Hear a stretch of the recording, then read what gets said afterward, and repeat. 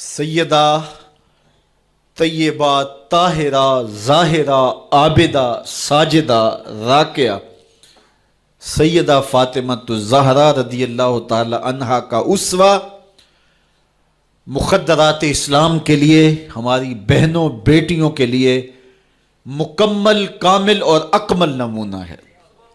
میری مائیں بہنیں بیٹیاں بھی پردے میں بیٹھ کے سن رہی ہیں، اور جو یہاں موجود نہیں ہیں، آپ لوگوں کی وساطت سے یہ پیغام ان تک بھی پہنچے گا۔ تو میں گزارش کروں گا، اس بے حیائی کے ماحول میں جب کہ میڈیا بے لگام ہے، سوشل میڈیا قیامت ڈھا رہا ہے، آنکھوں سے حیا اڑ گئی ہے، سوچوں میں آوارگی آ گئی ہے، لباس سمٹ سمٹ کے بالکل واجبی سا رہ گیا ہے، اور حیا قصہ پارینہ بن گیا ہے۔ یہ اڑتے ہوئے آنچل، لہراتے ہوئے دوپٹے اور جو ہے وہ بکھرے ہوئے بال، یہ حیا کے جنازے سڑکوں کے اوپر گھومتے ہوئے، اور بازاروں میں صنفی آزادی اور جنسی بے رہروی اور جو کچھ ہم دیکھ رہے ہیں۔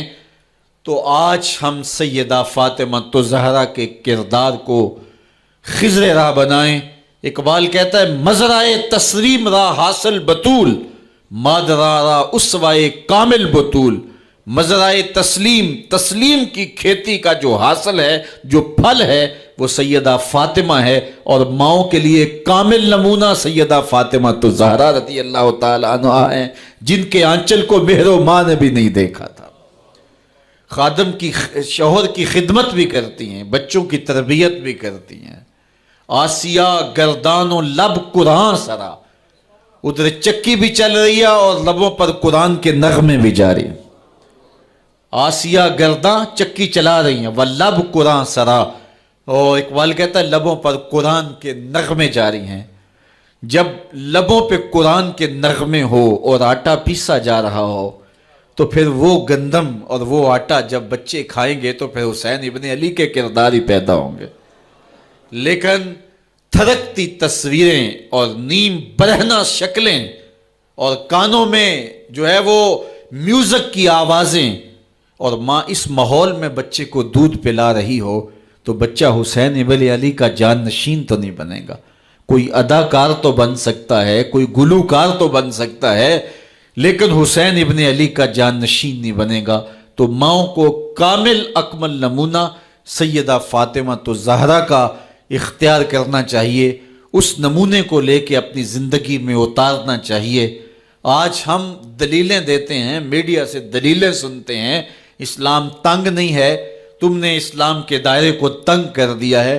میں ایک ہی بات کہا کرتا ہوں، یہ دلیلیں دینے والے سوچیں کہ رسول خدا کی بیٹی کے پردے کا عالم کیا تھا۔ بس ہمارے لیے وہ نمونہ ہے، وہ کامل اور اکمل نمونہ ہے، اور ہم نے اپنی زندگی اس نمونے کے مطابق گزارنی ہے۔ سیدہ پاک سلام اللہ علیہا کو اس بات کی فکر رہتی تھی کہ ساری زندگی تو میں نے اپنے پردے کی حفاظت کی، مرنے کے بعد جب پٹڑے کے اوپر ڈال کر کے لے جایا جاتا ہے لاش کو، تو اس وقت جسم جھلکتا ہے، چھلکتا ہے، تو بے پردگی ہوتی ہے۔ تو زندگی میں تو انسان اپنے پردے کی حفاظت کر لیتا ہے، لیکن جب جنازہ اٹھتا ہے تو اس وقت عورت کے جسم کی ڈیل ڈول ظاہر ہو جاتی ہے، اگرچہ اس کے اوپر پردہ پڑا ہوتا ہے۔ اور یہ سخت فکر مند تھی اور بات بھی کرتی تھی۔ حضرت اسماء بنت امیس رضی اللہ تعالی عنہا سیدہ پاک کے پاس بیٹھی تھی، اور یہ وہ خاتون ہیں جنہوں نے حبشہ کی جانب ہجرت کی تھی۔ جب مسلمانوں پر حالات تنگ ہو گئے تو 2 مرتبہ حبشہ کی جانب ہجرت ہوئی ہے، اور تیسری ہجرت جو ہے وہ مدینہ المنورہ کی جانب ہوئی۔ تو حبشہ کی جانب انہوں نے ہجرت کی اور وہاں کچھ وقت گزارا تھا۔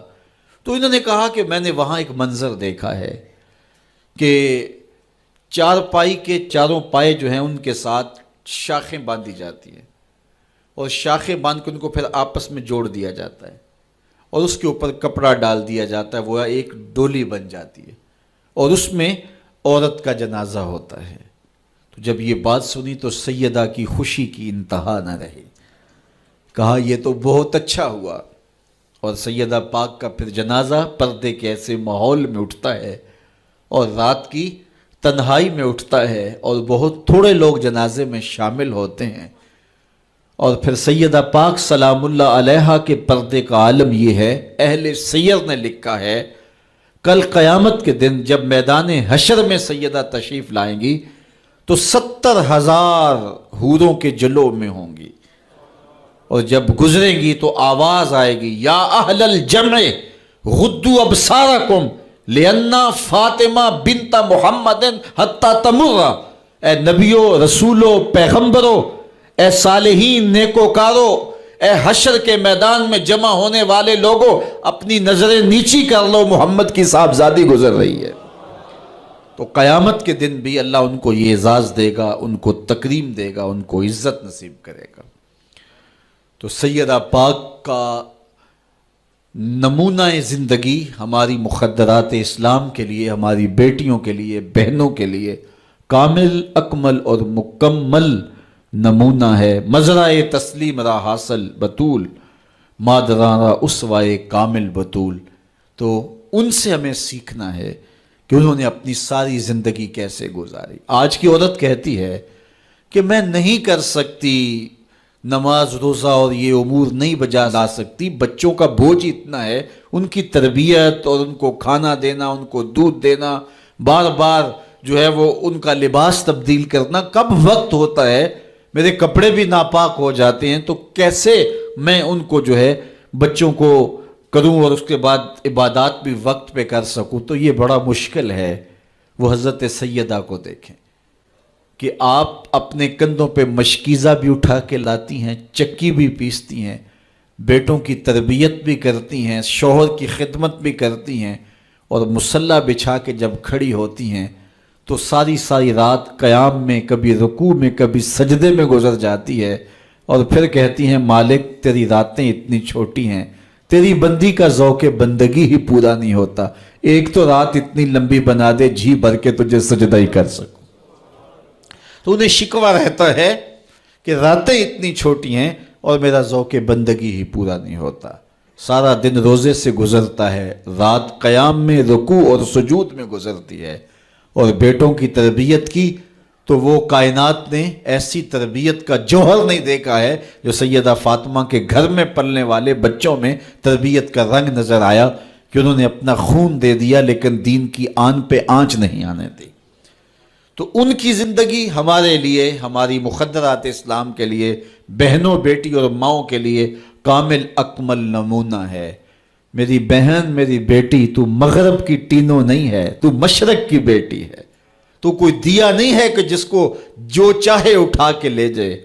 تو گھر کی رونق ہے، عزت ہے، آبرو ہے. تو سمٹ جائے گی تو معاشرہ پھیل جائے گا. اور تو اگر گھر میں سمٹ کے بچوں کو سنبھال لے گی تو امت بحر و بر پہ قابض ہوگی. لیکن اگر تو گھر کو نہ سنبھالا تو پھر امت کبھی بھی بامراد اور کبھی بھی سرخرو نہیں ہو سکتی. اگر پندے ز درویش پذیری، ہزار امت بمیرت تو نہ میری، بطول باش و پنہا شو ازیں عصر کہ در آغوش شبیر بگیری. اقبال کہتا ہے کہ اے امت مسلمہ میری ایک بات مان لے، ہزار امت مر جائے گی، امت مسلمہ تجھے موت نہیں آ سکتی. اور وہ کیا ہے؟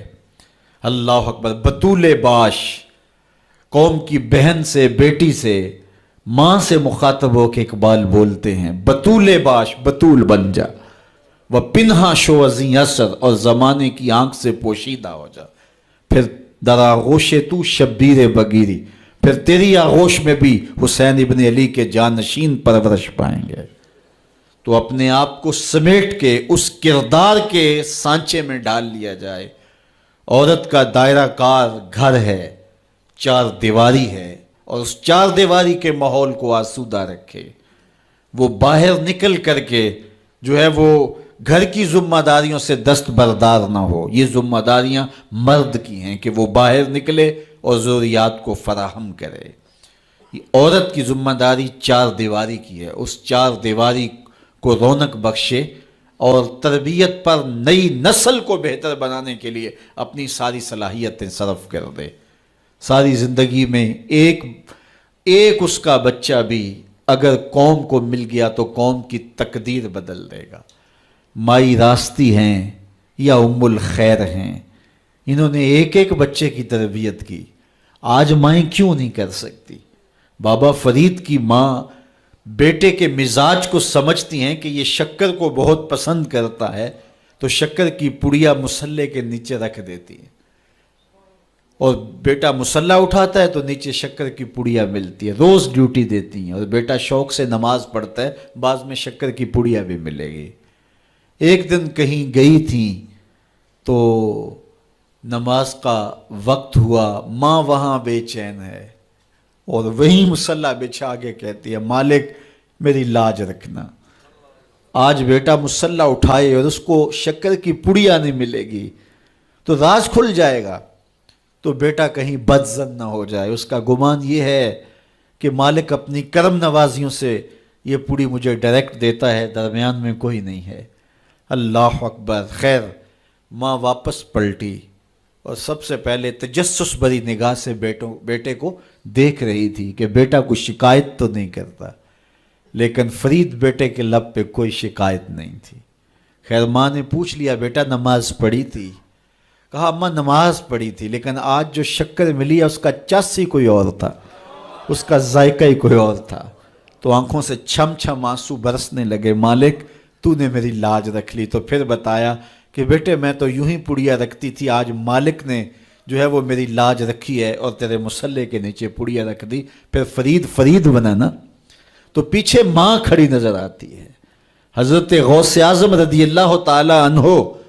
اگر غوث اعظم ہے تو ان کے جبے میں 40 دینار ماں سی رہی تھی نا، اور ساتھ نصیحت کر رہی تھی کہ بیٹا جو بھی ہو جھوٹ نہیں بولنا ہے۔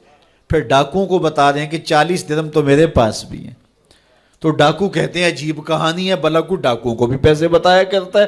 کہا میری ماں نے کہا تھا جھوٹ نہیں بولنا، جو بھی ہو جائے لیکن جھوٹ نہیں بولوں گا۔ اب ڈاکو شرمندہ ہو کے بولتے ہیں یہ ماں سے جھوٹ نہیں بولتا، ہم رب کا حکم نہیں مانتے۔ اور یہ پہلے لوگ تھے جو حضرت غوث اعظم کے ہاتھ پہ جو ہے وہ توبہ کرنے والے تھے۔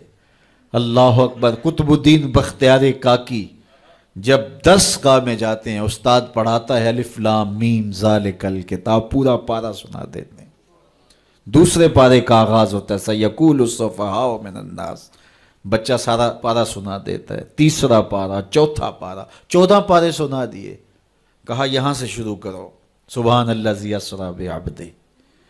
تو کہا بیٹا جس درس گاہ میں 14 پارے پڑھے تھے وہیں بقیہ قرآن بھی حفظ کر لیا ہوتا۔ کہا استاد جی میں کسی درس گاہ میں نہیں گیا، میری ماں 14 پاروں کی حافظہ تھی، اور صبح جب اٹھتی تھی تو قرآن بھی پڑھنے لگتی اور کام کاج بھی کرتی، تو بچپن سے ہی سن کے ماں کی آغوش سے یہ 14 پارے یاد ہو گئے۔